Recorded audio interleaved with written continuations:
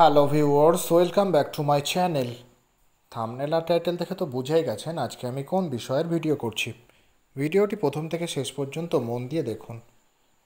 এটা আমার একটা ব্যাঙ্গালোর ভ্যারাইটির জবা। দেখুন কি সুন্দর আগুন রঙের ফুলটা, ডবল পেটাল, গাছে অনেক কুঁড়ি এসেছে। পাতাগুলো দেখুন, যখন বেরোয় তখন একটু হালকা থাকে, তারপরে একটুখানি বেশ খুব ডিপ সবুজ, যেটা আর কি একটু, যে দেখুন কালারটা। এই গাছটা একটু নর্মাল পরিচর্যা করলে প্রচুর প্রচুর ফুল পেতে পারেন। আর সবথেকে বড় কথা কি, সারা বছর ফুল পাবেন। আর ফুলের সাইজও খুব বড়, অনেকটা বড় সাইজ, থোকা ভ্যারাইটির। কালারটা তো দারুণ, অসাধারণ কালার। দেখুন এই যে একদম যেন সেই আগুন রঙের। আপনারা অবশ্যই করতে পারেন।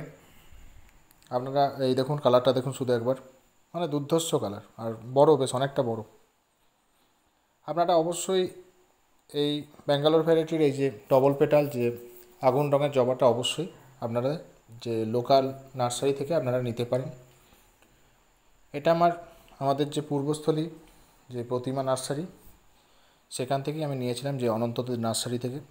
প্রতিমা নার্সারির ভিডিও আমার চ্যানেলে আছে অনেক, আপনারা চাইলে সেখান থেকে ফোন নাম্বার নিয়ে পূর্বস্থলী আপনারা আসতে পারেন। তা দেখুন প্রচুর কুঁড়ি এসেছে। এইভাবে এত কুঁড়ি কীভাবে পাবেন আপনারা, কী পরিচর্যা, বা এই যে কুঁড়ি আসার পরে কি খাবার দেবেন, সব কিছু আমি বলছি, আপনারা একটু মন দিয়ে শুনুন। বিশেষ করে নতুন বাগানিরা সবসময় যে কুঁড়ি আনতে গেলে আপনাদেরকে যে সর্ষের খোল পচা জল আর ডিএপি এই খাবারের ব্যবহার করতে হবে। আপনারা সর্ষের খোলের সাথে ডিএপি একসাথে পচিয়ে দিতে পারেন, আর না হলে সর্ষের খোল লিকুইড যেভাবে আলাদা দেবেন, সাথে আপনারা ডিএপি আলাদাভাবে দেবেন। তা এটা দেখুন 12 ইঞ্চি একটা টব, এইখানে 12টি দানার ডিএপি টবের কিনারা দিয়ে ছড়িয়ে দেবেন 15 দিন অন্তর করে। খেয়াল রাখবেন যে গোড়াতে যেন না পড়ে।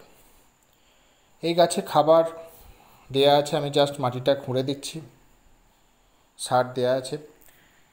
আচ্ছা, আর কি করবেন, আপনাদের কিন্তু কুঁড়ি আসার আগের কথা বললাম আমি।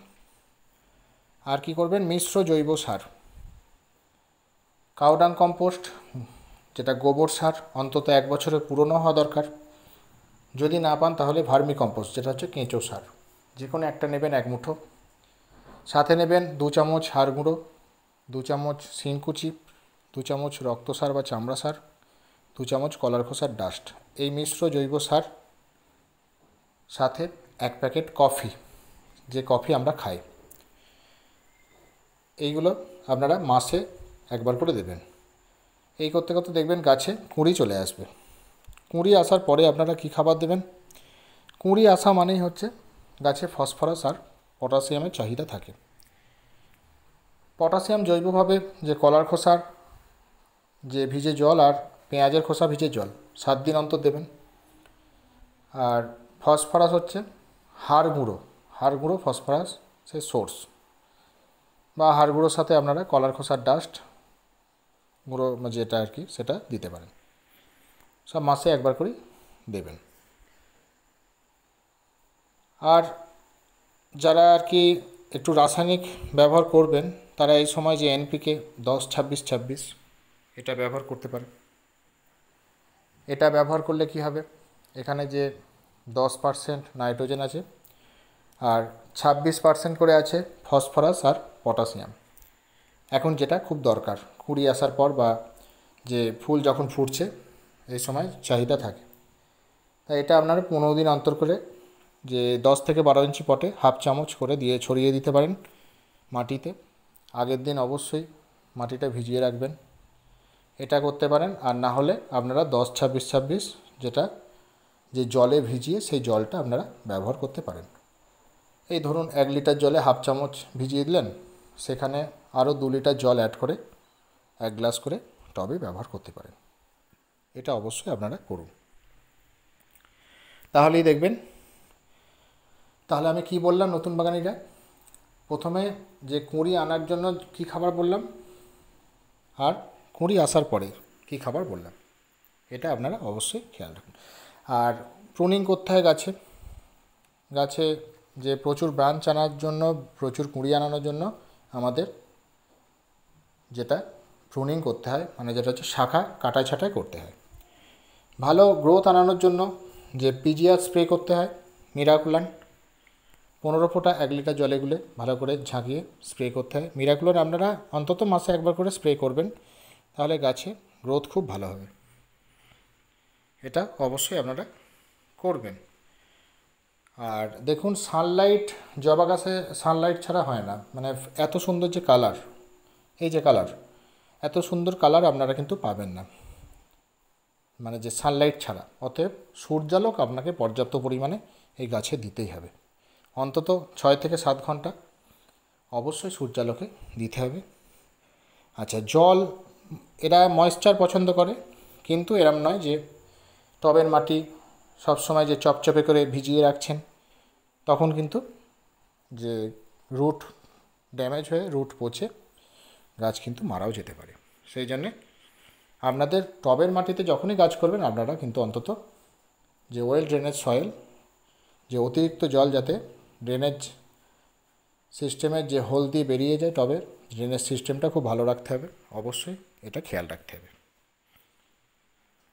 তা আর মাইক্রোনিউট্রিয়েন্ট আপনারা স্প্রে করতে পারেন মাসে একবার, অ্যাগ্রোমিন গোল্ড এগুলো স্প্রে করতে পারেন, এরম জাতীয় অনুখাদ্য যেটা আর কি, তাতে আরও ভালো রেজাল্ট পাবেন। এটা অবশ্যই আপনারা করুন। আর জবা গাছের যেটা আর কি শত্রু মিলিবাগ, সেই মিলিবাগ আসে, সেই মিলিবাগকে আটকানোর জন্য, মিলিবাগ দমন করার জন্য আপনাদের বলবো আমি, দুটো ওষুধ হাতের কাছে রাখবেন। একটা হচ্ছে একতারা, আর একটা হচ্ছে যে কনফিডর। একতারা 1 গ্রাম 1 লিটার জলে গুলে ভালো করে ঝাঁকিয়ে পাতাতে স্প্রে করুন 15 দিন অন্তর। তার 1 সপ্তাহ পরে আর কি কনফিডর 1 ml 1 লিটার জলে গুলে ভালো করে ঝাঁকিয়ে পাতাতে স্প্রে করুন।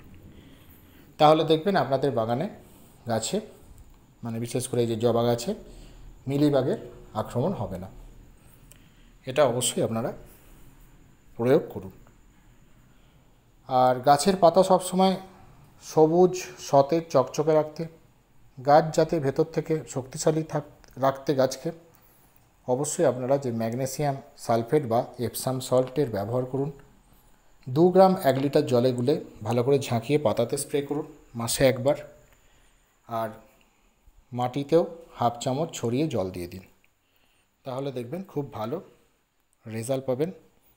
গাছে মানে গাছের যে দুর্বল ভাব সেটা কিন্তু আসবে না, এটা আমি বলে দিলাম। আর একটু কপার বেসযুক্ত ফাঙ্গিসাইড আপনারা মাসে একবার করে স্প্রে করে দেবেন। এই যেমন ব্লু কপার বা ব্লাইটক্স, এরম জাতীয় যে ফাঙ্গিসাইড অবশ্যই স্প্রে করে দেবেন। 1 গ্রাম 1 লিটার জলে গুলে ভালো করে ঝাঁকিয়ে স্প্রে করে দেবেন, তাহলে কি হবে, গাছে কোনো ফাঙ্গাস ধরবে না। আর অনেক সময় যে গাছে যে কুঁড়িতে যে হলুদ হয়ে যায় বা পাতা, সেইগুলো পাতাতে একটু স্পট আসে, এগুলো হবে না। অনেক সময় ফাঙ্গাসের জন্য হয়, পাতা একটু কুঁকড়ে যায়, তো এই সমস্যা দূর হয়ে যাবে। আশা করছি নতুনরা আমার ভিডিওটি বুঝতে পেরেছেন। যদি ভিডিওটি ভালো লেগে থাকে অবশ্যই লাইক করুন, বন্ধুদের সাথে ভিডিওটি বেশি পরিমাণে শেয়ার করুন, কিছু জানতে আমায় অবশ্যই কমেন্ট করুন। আর যারা চ্যানেলে নতুন তারা চ্যানেলটি সাবস্ক্রাইব করে পাশে থাকা বেল আইকন প্রেস করে দিন, যাতে সবার আগে নোটিফিকেশান আপনার ফোনে পৌঁছে যায়। Thank you.